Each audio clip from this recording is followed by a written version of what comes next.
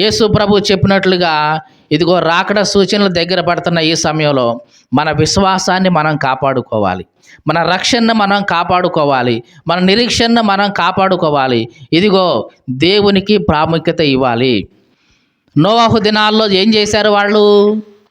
దేవుడు మాటలు వినబడుతూనే ఉన్నాయి, నోవాహు ప్రకటిస్తూనే ఉన్నాడు, అయినా లెక్క చేయలేదు. ఈయన ఇప్పుడు చెప్తూనే ఉంటాడు, ఇప్పటికి వస్తుంది వస్తుంది వస్తుంది అన్నాడు. 120 సంవత్సరాలు గడిచిపోయినాయి, వచ్చిందా ఏంటి? ఇట్లాగే అనుకుంటారు కదా మనుషులు. ఈ అయ్యగారులు ఎప్పటి నుంచో చెప్తున్నారు రాకడ వచ్చిద్ది వచ్చిద్ది అని, ఎన్ని సంవత్సరాలు కాలేదు, మా చిన్నప్పటి నుంచి చెప్తూనే ఉన్నారు ఇవే మాటలు. అవునా కాదా? అనుకుంటామా లేదా? చిన్నప్పటి నుంచి వింటూనే ఉన్నాం ఈ మాటలు, వచ్చిందా ఏంటి?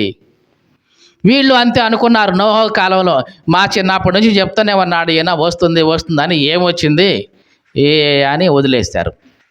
కానీ ఒకానొక సమయం వచ్చింది, ఆ జలప్రళయం వచ్చింది, అందరినీ కూడా నాశనం చేసింది.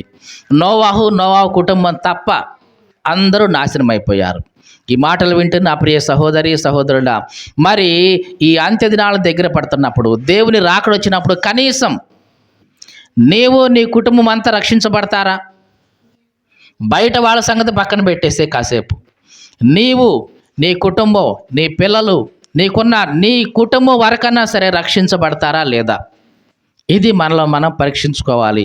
కనీసం మన కుటుంబాన్ని కూడా మనం రక్షించుకోలేకపోతే అది చాలా భయంకరం. నోవాహు ఎవరిని రక్షించినా రక్షించలేకపోయినా తన కుటుంబాన్ని మొత్తాన్ని కూడా రక్షించుకున్నాడు. అవునా కాదా? మీకు అర్థమైందండి? నోవాహు బయట వాళ్ళకు ప్రకటించాడు, వాళ్ళు రాలేదు, మారు మనసు పొందలేదు, రక్షించబడలేదు, అది వాళ్ళ విషయం. కానీ తన కుటుంబంలో ఎవరిని కూడా నోవాహు అయితే పోగొట్టుకోలేదు. మరి నీవు నేను ఎట్లా ఉంటున్నాం? దేవుడు కూడా నీకు రక్షణ ఇచ్చాడు నోవాహుకి ఇచ్చినట్లుగానే.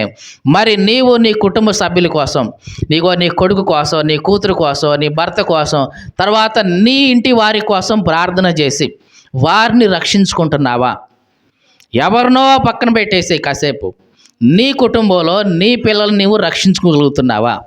అలా రక్షించుకోలేకపోతున్నామంటే మనము చాలా జాగ్రత్తగా ఆలోచించుకోవాలి. ఇకనైనా వారి కోసం మనం వేదన పడి ప్రార్థన చేసుకోవాలి. దేవా, నోవాహు తన కుటుంబాన్ని రక్షించుకోగలిగాడు నాయన, మరి నా సంగతి చూస్తే నా కుటుంబమే రక్షణలోకి లేదు ప్రభు అని ప్రతిరోజు దేవుని సన్నిధిలో మనం గోజాడాలి. మన పసిపిల్ల ప్రాణం కొరకు ఆయన వైపు మన చేతులు ఎత్తాలి. ఇది దేవుడు చెప్తున్న మాట.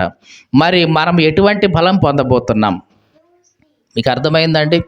నోవాహుని తీర్పులోనికి పెట్టినప్పుడు దేవుడు, నోవాహు కనీసం నీ కుటుంబాన్ని నువ్వు రక్షించుకున్నావు, ప్రకటించావు అందరికీ, కానీ ఎవరు వినలేదు, నీ కుటుంబాన్ని రక్షించుకున్నావు అని దేవుడు నోవాహును ప్రశంసిస్తాడు.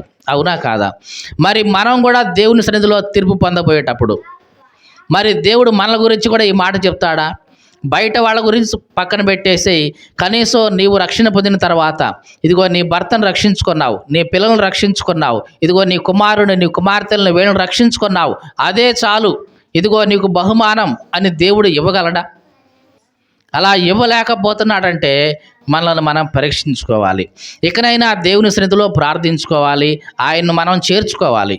ఎట్లా చేర్చుకోవాలి? నీతిమంతుడు అని చేర్చుకోవాలి. ప్రవక్త అని చేర్చుకుంటే ఆ ప్రవక్త యొక్క ఫలము మనకు దొరుకుతుంది.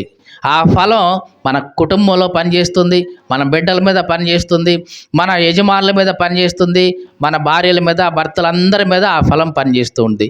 దేవుణ్ణి మనము చేర్చుకుంటే మనలో ఉన్న ప్రభావం మన కుటుంబం మీద తప్పనిసరిగా ఉంటుంది. మీకు అర్థమైందండి? నీ ప్రభావం నీ చుట్టూ ఉన్న వాళ్ళ మీద ఉంటుంది.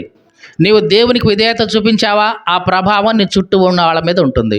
దేవునికి వ్యతిరేకంగా నీవు మారిపోయావా, ఆ ప్రభావం నీ చుట్టూ ఉన్న వాళ్ళ మీద ఉంటుంది.